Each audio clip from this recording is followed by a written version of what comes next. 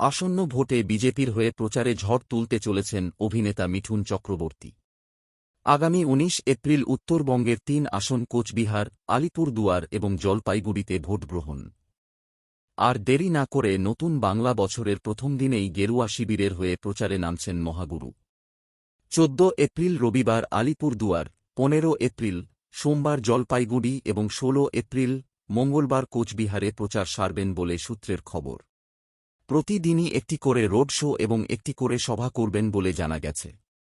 ২০২১ সালে বিধানসভা ভোটের মুখে অভিনেতা তথা রাজ্যসভার প্রাক্তন তৃণমূল সাংসদ মিঠুন যোগ দিয়েছিলেন বিজেপিতে। ব্রিগেড ময়দানে মোদির সভামঞ্চে ধুতি পাঞ্জাবির সঙ্গে কালো টুপি আর কালো চশমায় মিঠুনকে দেখা গিয়েছিল। সেদিনই তিনি তাঁর অভিনীত সিনেমার জনপ্রিয় সংলাপ উপস্থাপিত করেছিলেন রাজনৈতিক মঞ্চে।